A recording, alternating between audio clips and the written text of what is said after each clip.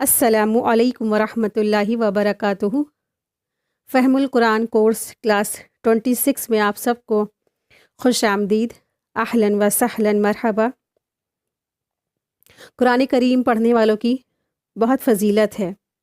قرآن کریم جس نے سمجھ کے پڑھا ہوگا تو قبر میں جب فرشتے آتے ہیں تو وہ سوالات پوچھتے ہیں، تو جو مردہ ہوتا ہے اس سے، فوت شدہ شخص سے سوالات پوچھے جاتے ہیں۔ وہ 3 سوالات پوچھے جاتے ہیں، اور جب وہ تینوں سوالوں کے جواب دے دیتا ہے تو چوتھا سوال بھی پوچھا جاتا ہے۔ یعنی کہ ایک شخص جو فوت شدہ ہے اسے پوچھا جاتا ہے کہ تمہارا رب کون ہے، تمہارا رسول کون ہے، اور تمہارا دین کیا ہے۔ اور یہ جب بتا دیتا ہے کہ میرا دین اسلام ہے، میرا رب اللہ ہے، اور میرا رسول رسول اللہ صلی اللہ علیہ وسلم ہے، تو جو شخص تینوں چیزوں کے جواب دے لیتا ہے، تینوں سوالوں کے جواب دے دیتا ہے، تو وہ پوچھا جاتا ہے اس سے ایک اور سوال، تم کو یہ باتیں کہاں سے معلوم ہوئیں۔ تو جو شخص قرآن کریم کو سمجھ کر پڑھتا ہے، اس پر عمل بھی کرتا ہے، تو وہ بتاتا ہے کہ میں نے قرآن کریم پڑھا تھا، میں نے قرآن کریم کو سمجھ کر پڑھا تھا۔ تو اس حدیث سے یہ بات پتہ چلتی ہے کہ جو لوگ قرآن کریم کو سمجھ کر پڑھتے ہوں گے تو وہ ہی اس چوتھے سوال کا جواب دے پائیں گے۔ اللہ تبارک تعالیٰ سے دعا ہے کہ اللہ تبارک تعالیٰ ہم سب کے قبر کے سوالات کے جوابات خوب آسان فرما دے۔ اللہ تعالیٰ ہم سب کو توفیق عطا فرمائے کہ ہم سب اس قرآن کریم کے راستے پہ استقامت عطا فرمائے ہم سب کو، اور آخرت کے سارے مرحلوں کو آسان فرما دے، آمین یا رب العالمین۔ نحمدہ و نصلی علی رسولہ الکریم، اما بعد فاعوذ باللہ من الشیطان الرجیم، بسم اللہ الرحمن الرحیم۔ رب اشرح لی صدری ویسر لی امری واحلل عقدۃ من لسانی یفقہوا قولی، ربی زدنی علما، اللہم فقہنا فی الدین، اللہم انا اسألک علما نافعا وعملا متقبلا ورزقا طیبا، ربی اعوذ بک من ہمزات الشیاطین واعوذ بک ربی ان یحضرون، ربی یسر ولا تعسر وتمم بالخیر وبک نستعین، آمین یا رب العالمین۔ دوسرا پارہ، آیت نمبر 142۔ بسم اللہ الرحمن الرحیم۔ سیقول السفہاء من الناس ما ولاہم عن قبلتهم التي كانوا عليها قل لله المشرق والمغرب يهدي من يشاء إلى صراط مستقيم۔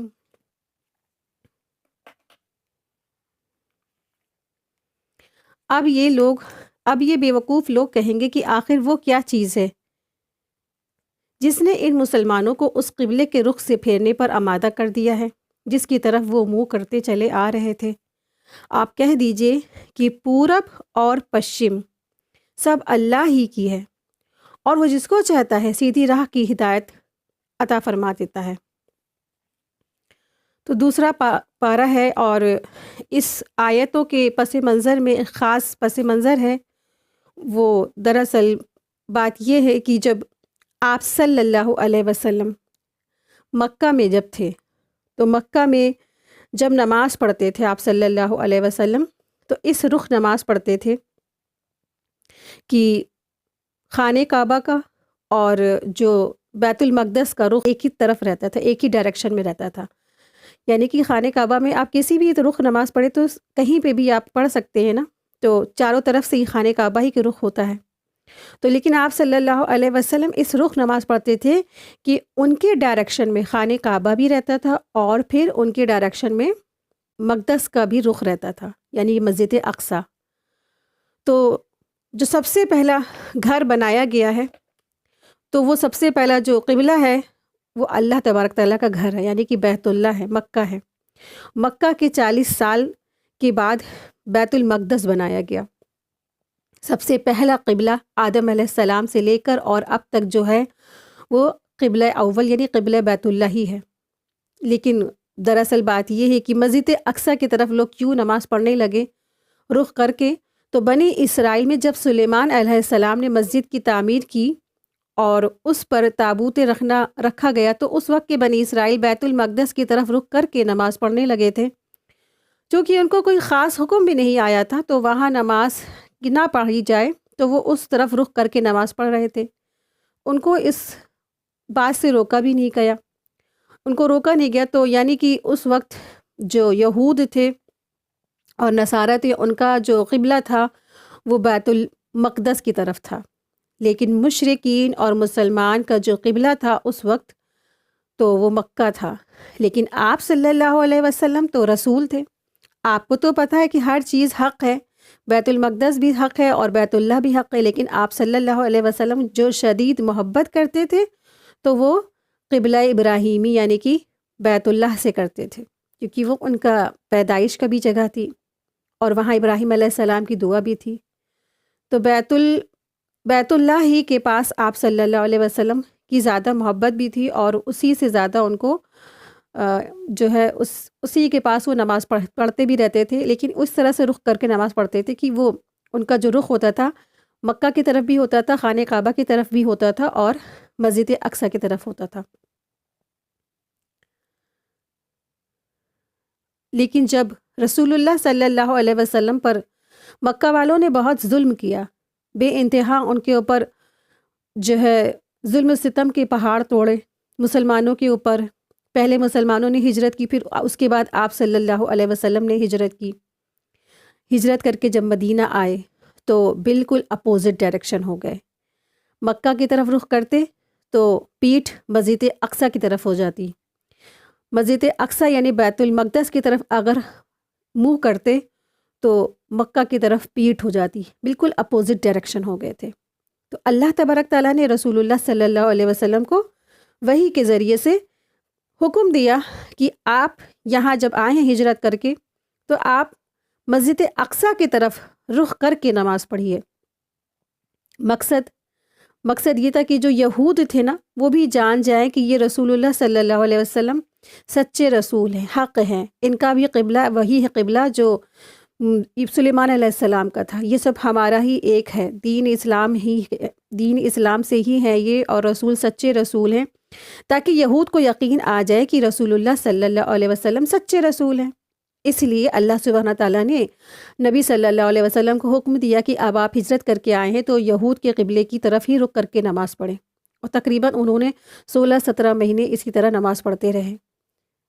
لیکن آپ صلی اللہ علیہ وسلم کی شدید خواہش یہی تھی کہ اللہ تبارک تعالیٰ خانہ کعبہ کو فائنلی قیامت تک کے لیے قبلہ کو اسی کی طرف رخ کرنے کا حکم دے دے، سب لوگ اسی کی طرف رخ کر کے نماز پڑھیں، اور سارے لوگ اسی یعنی خانہ کعبہ کی طرف رخ کر کے نماز پڑھیں۔ اللہ کے رسول صلی اللہ علیہ وسلم کی یہ شدید خواہش بھی تھی، لیکن اللہ کے رسول صلی اللہ علیہ وسلم نے اللہ کا حکم مانا، اور انہوں نے جب ہجرت کر کے مدینہ آئے تو 17-18 مہینے بیت المقدس کی طرف رخ کر کے نماز پڑھتے رہے۔ اس دوران آپ نے دیکھا کہ اہل کتاب میں سے سوائے چند لوگوں کے کسی نے بھی اسلام کی طرف اپنی پسندیدگی کا اظہار نہیں کیا، اپنی پرانی روش کو نہیں چھوڑا، اور ضد اور ہٹ دھرمی پہ وہ اڑے رہے،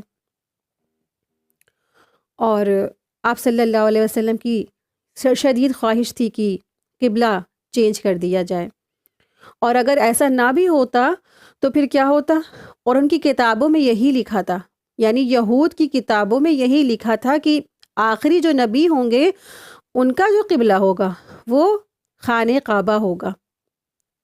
تو خانہ کعبہ جب اللہ سبحانہ تعالیٰ نے رسول اللہ صلی اللہ علیہ وسلم کو فائنلی حکم دیا کہ آپ اپنا قبلہ خانہ کعبہ کی طرف کر لیں، تو بنی اسرائیل نے یعنی یہود نے، پھر مشرکین مکہ نے اور نصارہ نے، جتنے بھی جو غیر اسلام لوگ تھے، ان سب نے بہت باتیں بنائیں، کہنے لگے یہ کیسے رسول ہیں، کبھی ان کا قبلہ ادھر ہو جاتا ہے، کبھی جو ہے ان کا کعبہ قبلہ ادھر ہو جاتا ہے، ان کا تو کوئی قبلہ ہے ہی نہیں فائنلی۔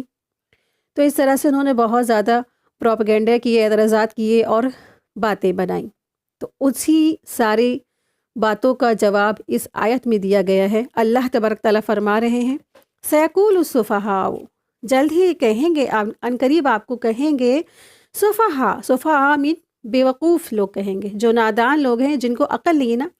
تو عقل اگر آپ دیکھیں اسلام کے دین کے حساب سے، دینی حساب سے جو بیوقوف کہا جاتا ہے نا، جس کو دین کا علم نہیں ہوتا ہے، جو جاننا نہیں چاہتا ہے، جو اللہ رسول کی بات نہیں جانتا ہے، جو نادان لوگ ہیں، جو بیوقوف ہیں، جو لوگوں میں سے جو لوگ ہیں، وہ یہی اعتراضات کرتے ہیں. ما ولاہم، کس نے پھیر دیا ان صحابہ کو اور نبی کو ان کے قبلے سے جس پہ وہ ابھی تک نماز پڑھتے تھے. تو کہہ دیجئے للہ المشرق والمغرب، قل للہ المشرق والمغرب، کہہ دیجئے کہ یہ تو سب اللہ کا ہے، اللہ ہی کے لیے ہے. مشرق اور مغرب سب اللہ کا ہے. اللہ تو ہر طرف ہے، اللہ تو ہر کہیں ہے، جدھر بھی آپ رخ پھیر لیں گے سب طرف اللہ ہی کا رخ ہے.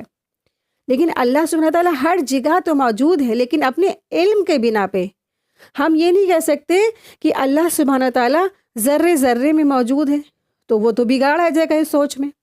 اللہ سبحانہ تعالیٰ تو پھر ذرے ذرے میں، اللہ سبحانہ تعالیٰ ہر طرف ہے، ہر جگہ ہے، لیکن اپنے علم کی بنا پہ. اللہ کا گھر تو 7ویں آسمان یعنی عرش پر ہے، اللہ تعالیٰ تو رہتے تو عرش پر ہیں. مشرکین کا یہ عقیدہ جو تھا یہی تو گمراہی کا ہو گیا. انہوں نے کہا کہ بھگوان تو کڑ کڑ میں، اور کڑ کڑ کو اٹھا کے انہوں نے پوجا پاٹ شروع کر دی. ہمارا عقیدہ یہ ہے کہ اللہ وَلْقُلْ لِلَّهِ الْمَشْرِقُ وَالْمَغْرِبُ، اللہ ہر جگہ ہے، مشرق اور مغرب ہر طرف ہے، لیکن اللہ تبارک تعالیٰ رہتے کہاں ہیں؟ عرش پر. اللہ اپنے علم کی بنا پہ ہر طرف ہے، سب طرف ہے. اللہ ہی کے لیے مشرق ہے اور مغرب ہے، اور وہ جس کو چاہے وہ ہدایت دیتا ہے صراط مستقیم کی طرف، سیدھے راستے کی طرف. وہ جس کو چاہتا ہے ہدایت دے دیتا ہے. اللہ سبحانہ تعالیٰ جسے چاہتا ہے ہدایت دے دیتا ہے. تو اللہ سبحانہ تعالیٰ جس کے ساتھ بھلائی کا ارادہ کرتے ہیں اسی کو ہدایت کا راستے کی طرف توفیق عطا فرما دیتے ہیں. تو لوگ تو باتیں بنائیں گے، لوگ اعتراضات کریں گے. جب دین کا کام ہوتا ہے تو ایسا نہیں ہو سکتا کہ لوگ خاموش بیٹھے رہیں اور آپ کام کرتے رہیں، اللہ کے حکم کی فرما برداری ہوتی رہے خاموشی سے. اعتراضات تو ہوتے ہیں. تو ایک دین کے داعی کو، ایک اللہ والے کو لوگوں کے اعتراضات کی زیادہ پیچھے نہیں لگنا ہے. تو جو بیوقوف لوگ ہوں گے وہ تو اس طرح کے باتیں بناتے رہیں گے، لیکن آپ کو کیا کرنا ہے؟ اللہ ہی کے لیے مشرق ہے اور مغرب ہے. اللہ جس کو چاہتا ہے اس کو ہدایت دے دیتا ہے. وَكَذَلِكَ جَعَلْنَاكُمْ أُمَّةً وَسَطًا لِتَكُونُوا شُهَدَاءَ، آیت 143. وَكَذَلِكَ جَعَلْنَاكُمْ أُمَّةً وَسَطًا لِتَكُونُوا شُهَدَاءَ عَلَى النَّاسِ وَيَكُونَ الرَّسُولُ عَلَيْكُمْ شَهِيدًا وَمَا جَعَلْنَا الْقِبْلَةَ الَّتِي كُنْتَ عَلَيْهَا إِلَّا لِنَعْلَمَ مَن يَتَّبِعُ الرَّسُولَ مِمَّن يَنقَلِبُ عَلَى عَقِبَيْهِ وَإِنْ كَانَتْ لَكَبِيرَةً إِلَّا عَلَى الَّذِينَ هُدَى اللَّهِ وَمَا كَانَ اللَّهُ لِيُضِيعَ إِيمَانَكُمْ إِنَّ اللَّهَ بِالنَّاسِ لَرَءُوفٌ رَحِيمٌ. اور اے مسلمانوں، اسی طرح تو ہم نے تم کو ایک معتدل درمیانی راستے والی امت بنایا ہے تاکہ تم دوسرے لوگوں پر گواہ بنو اور رسول تم پر گواہ بنے. اور جس قبلے پر تم پہلے کارون تھے اسے ہم نے کسی اور وجہ سے نہیں بلکہ صرف یہ دیکھنے کے لیے مقرر کیا تھا کہ کون رسول کا حکم مانتا ہے اور کون الٹے پاؤں پھر جاتا ہے. اور اس میں شک نہیں کہ یہ بات بھی بڑی مشکل، لیکن ان لوگوں کے لیے بھی ذرا بھی مشکل نہیں جن کو اللہ نے ہدایت دے دی تھی. اور اللہ تعالیٰ ایسا نہیں ہے کہ تمہارے ایمان کو ضائع کر دے. در حقیقت اللہ لوگوں پر بہت شفقت کرنے والا ہے، بہت بڑا مہربان ہے.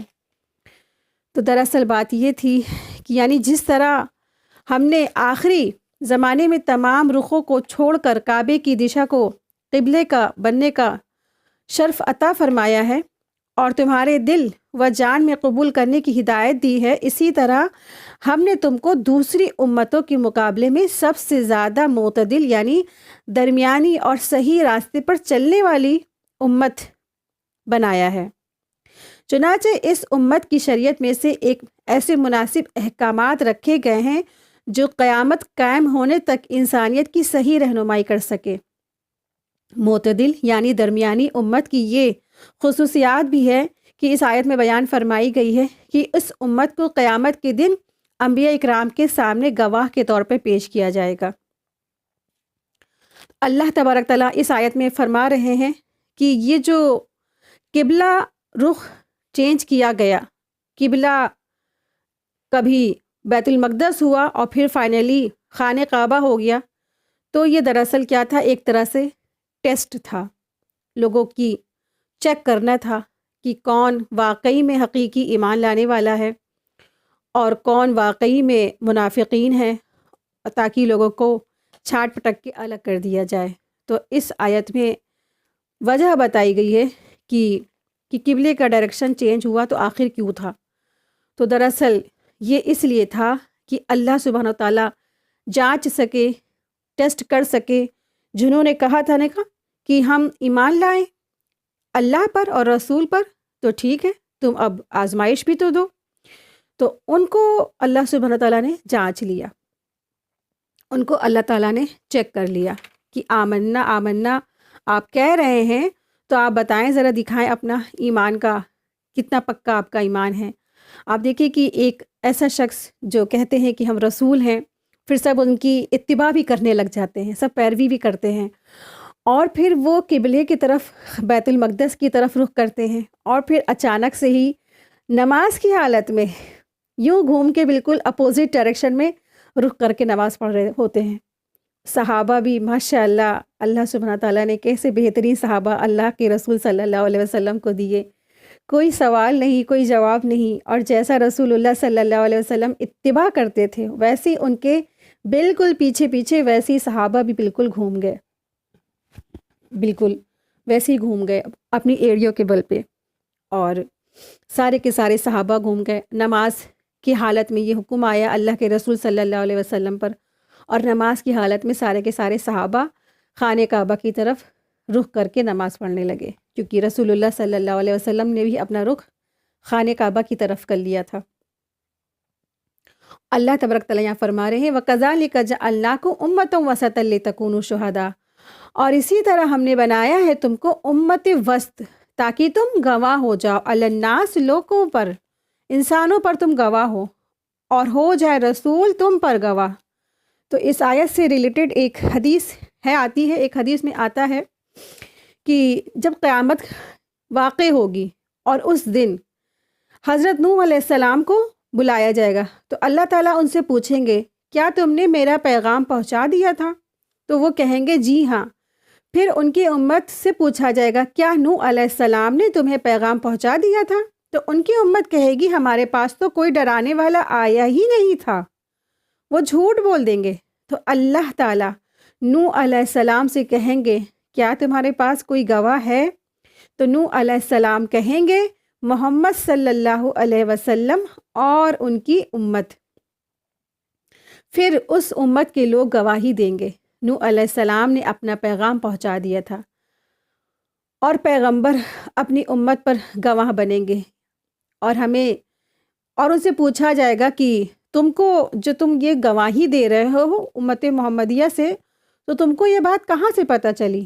تو وہ جواب دیں گے کہ ہم نے اللہ کا کلام پڑھا تھا، ہم نے یہ قرآن کریم پڑھا تھا، قرآن کریم میں ہی ہے نا آیت سورہ نوح میں، یعنی کہ سورہ نوح میں اللہ سبحانہ تعالیٰ نے نوح علیہ السلام کے بارے میں پورے ڈیٹیل سے بتایا ہے، اور انہوں نے اپنی امت کی طرف 950 سال تبلیغ کا کام کیا ہے، پیغام پہنچایا ہے۔ جو لوگ قرآن تدبر سے پڑھتے ہوں گے، جو لوگ قرآن سمجھ کے پڑھتے ہوں گے، یہ گواہ بنیں گے کس پر؟ نوح علیہ السلام کے فیور میں۔ تو دیکھیے کتنے فائدے ہیں۔ تو اللہ تعالیٰ نے امت وسط بنایا ہے، ہم سب بہترین امت ہیں، بطور گواہ ہمیں پیش کیا جائے گا، اور ہم سب انبیاء علیہ السلام کے حق میں گواہی دینے والے ہوں گے۔ ہر کوئی یہ گواہی کا آنر نہیں لے سکے گا، وہی لوگ اس کے حقدار ہوں گے جو قرآن کریم کو سمجھ کے پڑھتے تھے۔ حجۃ الوداع کے موقع پر رسول اللہ صلی اللہ علیہ وسلم نے سب کو مخاطب کر کے کہا لوگوں سنو، کیا میں نے تم کو پیغام پہنچا دیا ہے؟ تو لوگوں نے کہا ہاں۔ آپ نے 3 بار یہی بات دہرائی اور کہا اے اللہ تو گواہ رہے، میں نے تو ان کو پیغام پہنچا دیا ہے۔ سورہ نساء میں بھی یہی آتا ہے کہ قیامت کے دن نبی صلی اللہ علیہ وسلم اپنی امت کے یا تو حق میں گواہی دیں گے یا تو امت کے خلاف گواہی دیں گے۔ جو آپ کے طریقے پر چلا اس کے حق میں گواہی دیں گے، جنہوں نے امت ہونے کا حق نہیں ادا کیا ان کے خلاف گواہی دیں گے۔ انہوں نے امت ہونے کا حق نہیں ادا کیا۔ امت مسلمہ کا ٹیسٹ یہی ہے کہ وہ قرآن کریم کو سمجھ کے پڑھیں۔ قرآن مجید سمجھ کے پڑھنے والے، جو پڑھنے والے ہیں اور اس پر عمل کرنے والے ہیں، جو قرآن سمجھتے ہیں اس پر عمل کرتے ہیں، ان کے حق میں رسول اللہ صلی اللہ علیہ وسلم گواہی دیں گے۔ لیکن جنہوں نے قرآن کریم نہیں پڑھا، قرآن مجید کو نہیں سمجھا اور اس دنیا کی چکا چوند اپنی خواہشات کے پیچھے لگ گئے، وہ تھے تو ظاہری مسلمان لیکن وہ حقیقی مسلمان نہیں تھے، تو ایسے مسلمانوں کے خلاف رسول بھی گواہی دیں گے۔ اور دوسری چیز یہ امت مسلمہ کا ٹیسٹ تھا، جو مدینہ میں آنے اور بیت المقدس کی طرف منہ کر کے 16-17 مہینے نماز پڑھتے رہے اور دوبارہ حکم آ گیا اس کو چھوڑا اور خانہ کعبہ کی طرف رخ کر کے نماز پڑھو۔ تو اس طرح سے یہ مسلمانوں کا ٹیسٹ تھا۔ لَکَبِیرَۃٌ، کیا یہ آیت آئی ہے آیت میں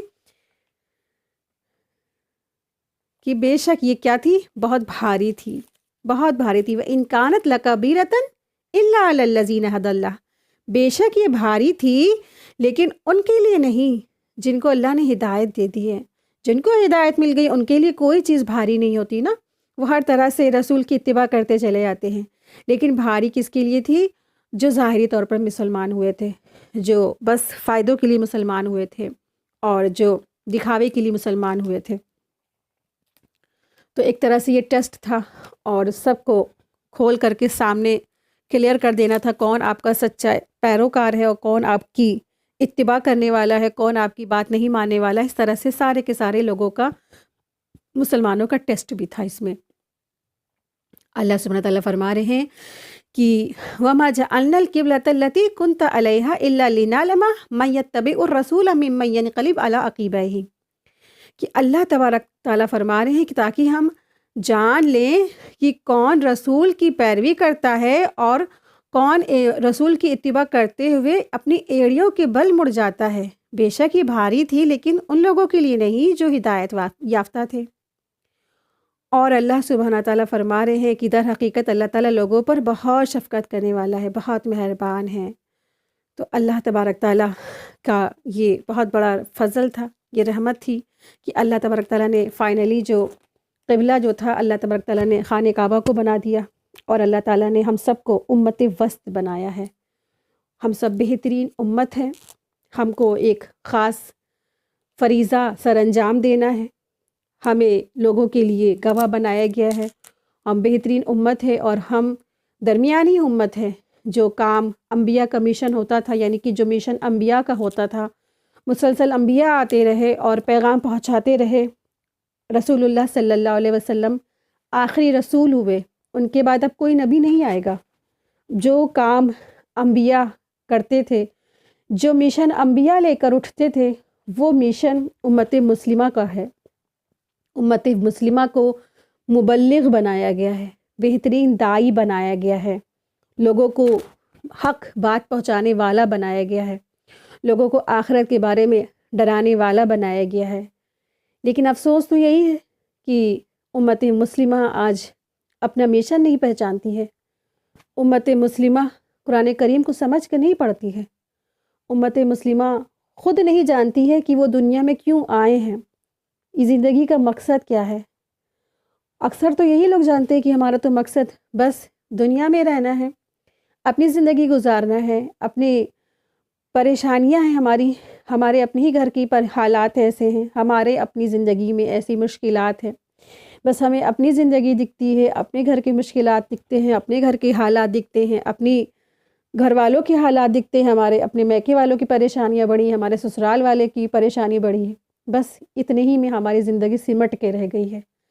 جبکہ اللہ سبحانہ تعالیٰ نے ہمارے کاندھوں پہ تو بہت بڑی ذمہ داری ڈالی ہے، امت وسط بنایا گیا ہے اور ہمیں اللہ کا پیغامات لوگوں کو پہنچانے والا بنانا ہے۔ یعنی ہمیں خود علم حاصل کرنا ہے، قرآن کریم سے پڑھ کے سمجھ کے اور اس پر عمل کریں، پھر اس کے بعد لوگوں کو یہ بات پہنچانے والا ہے۔ اس مشن کو لے کے آگے بڑھنے والے ہم بنائے گئے ہیں۔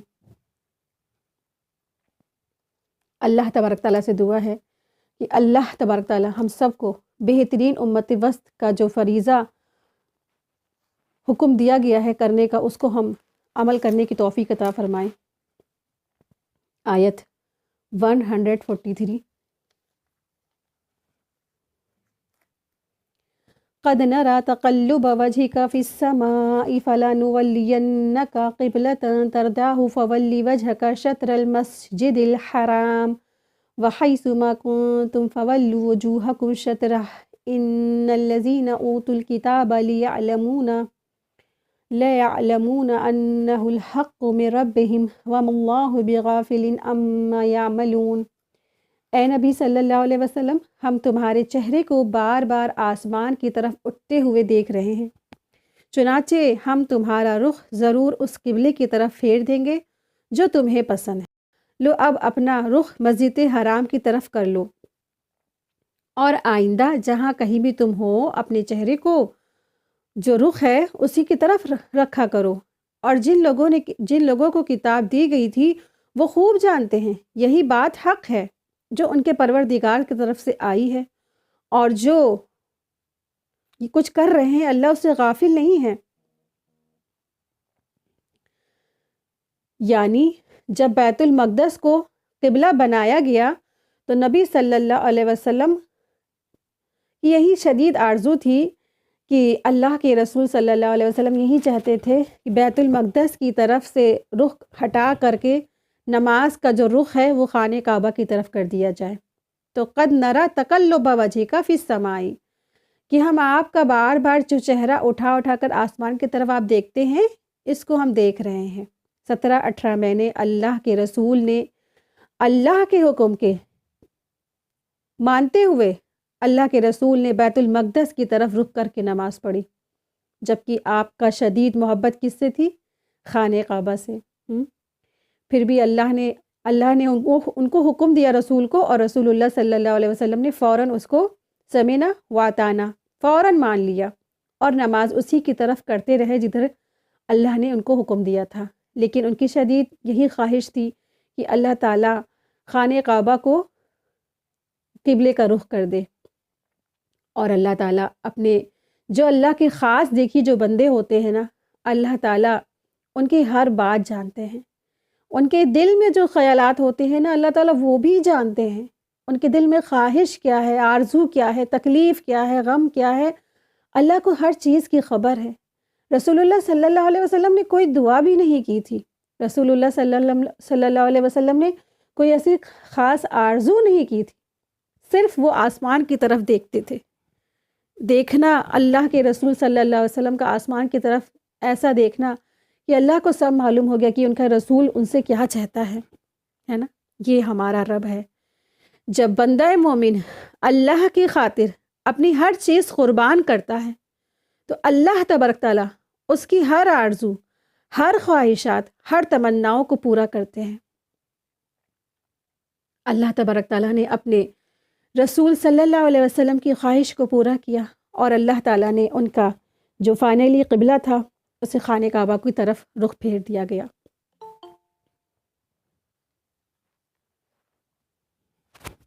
خانہ کعبہ کی طرف آپ صلی اللہ علیہ وسلم رخ کر کے نماز پڑھنے لگے۔ آیت میں ہی دیا ہے نا کہ آپ کیا کریں، فَلَنُوَلِّيَنَّكَ قِبْلَةً تَرْضَاهَا، تو ہم پھیر دیں گے آپ کو اس قبلے کی طرف جس سے آپ راضی ہو جائیں۔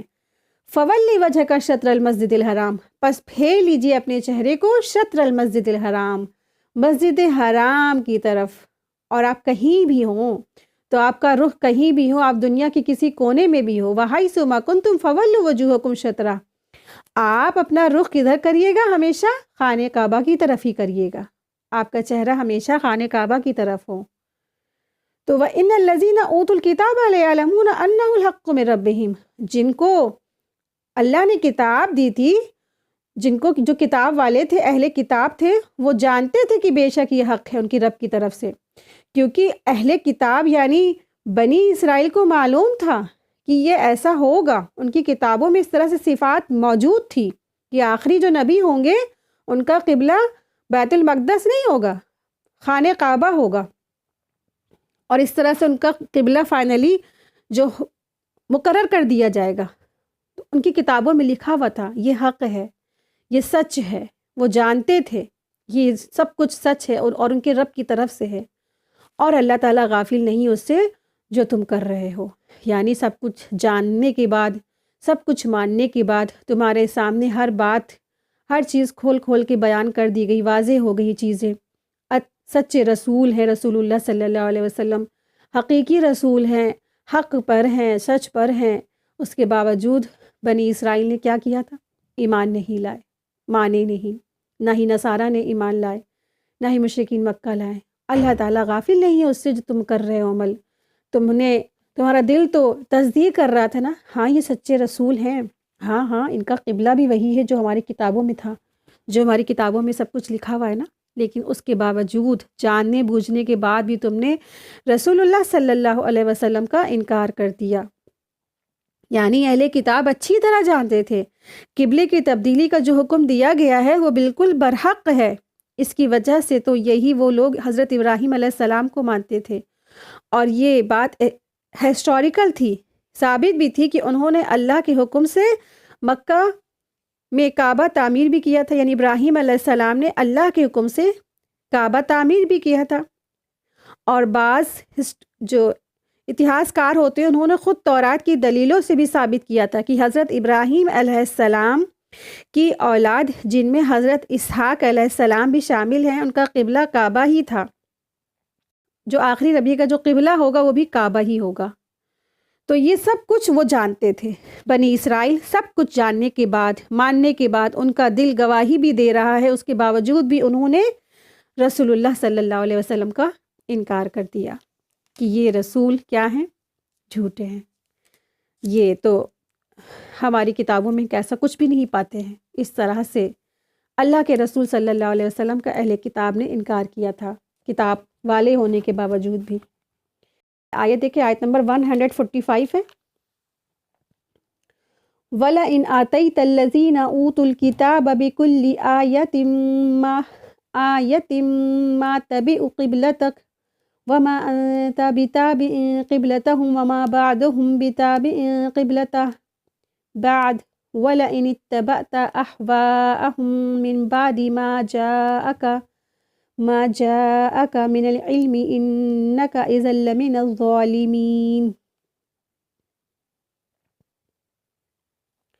اور جن لوگوں کو کتاب دی گئی تھی اور تم ان کے پاس ہر قسم کی نشانیاں لے آؤ، تب بھی یہ تمہارے قبلے کی پیروی نہیں کریں گے، اور نہ تم ان کے قبلے پر عمل کرنے والے ہو، نہ یہ ایک دوسرے کے قبلے پر عمل کرنے والے ہیں۔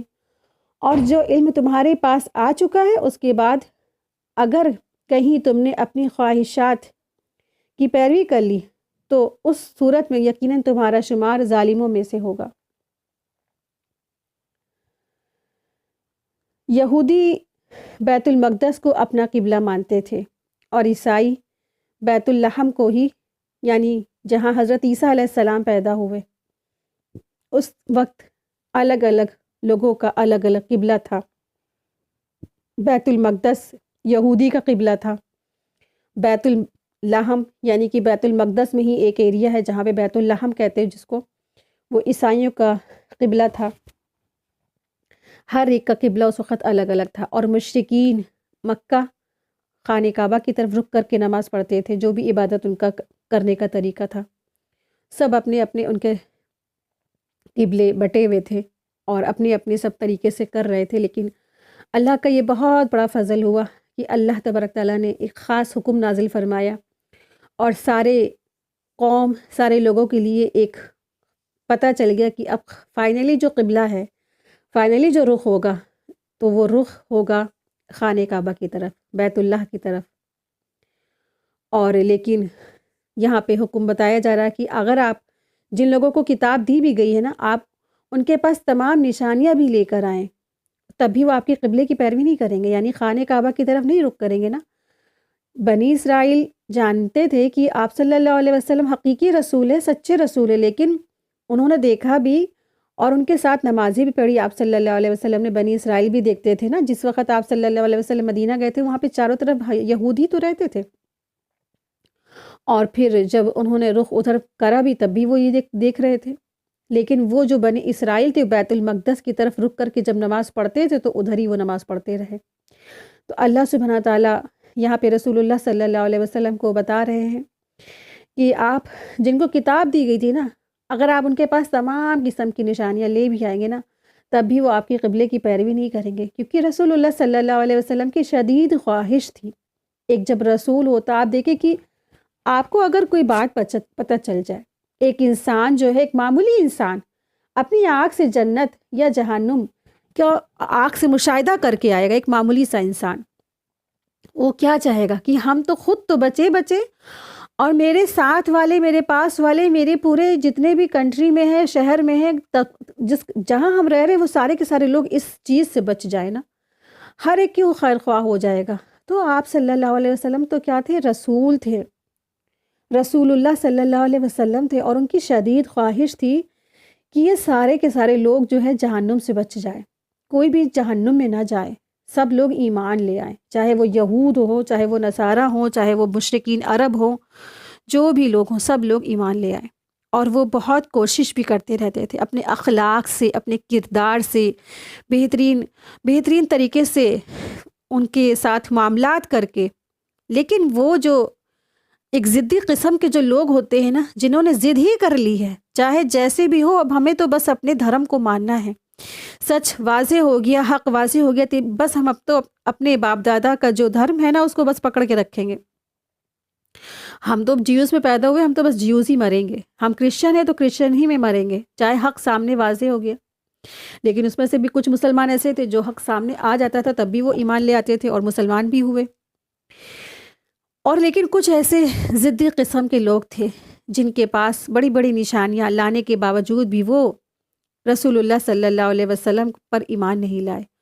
تو اللہ کے رسول صلی اللہ علیہ وسلم کو اللہ سبحانہ تعالیٰ فرما رہے ہیں کہ جن لوگوں کو کتاب دی گئی تھی نا، ان کے پاس آپ سب طرح کی نشانی لے بھی آئیں گے نا، تب بھی وہ آپ کے قبلے کی پیروی نہیں کریں گے، یعنی کہ بیت اللہ کی طرف نہیں وہ رخ کریں گے، اور اب نہیں آپ ان کے قبلے کی طرف رخ کرنے والے، اور نہ تم ان کے قبلے پر عمل کرنے والے ہو، کیونکہ اب اللہ کے رسول تو واپس سے بیت المقدس کی طرف نہیں رخ کر سکتے نا۔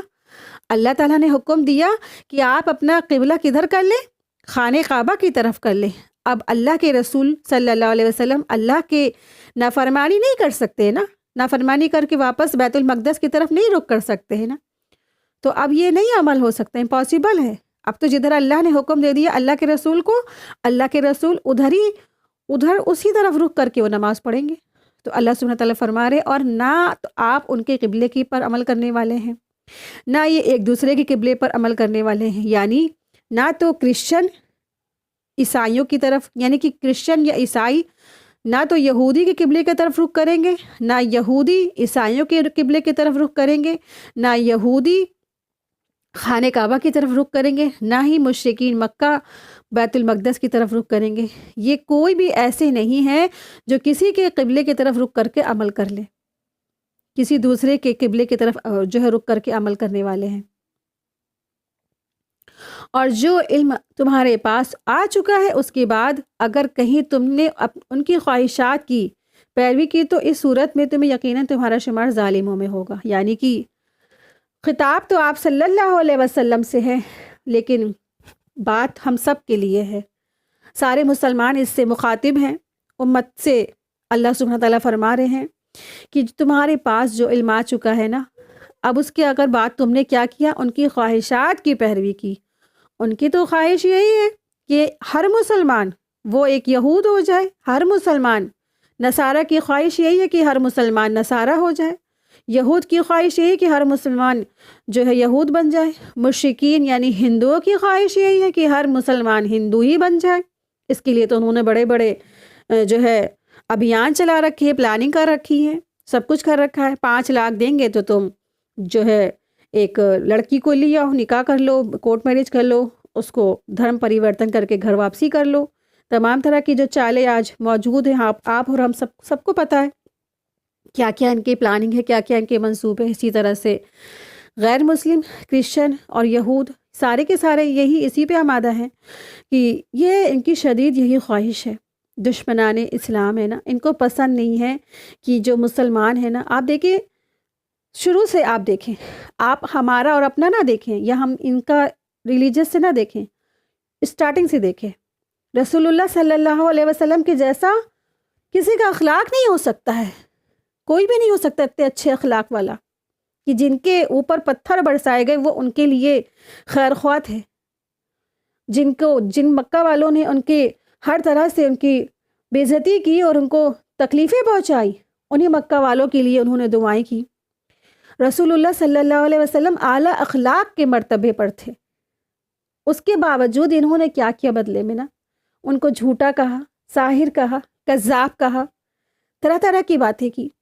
رسول اللہ صلی اللہ علیہ وسلم نے پرزور کوشش کر دی کہ یہ جو یہود ہے، یہ جو کرسچن ہے، یہ جو غیر مسلمان ہیں، بتوں کو پوجنے والے ہیں، یہ سب کے سب مسلمان ہو جائیں۔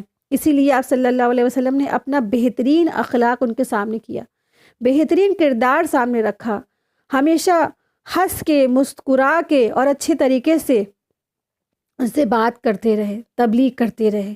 اس کے باوجود انہوں نے بدلے میں کیا کیا؟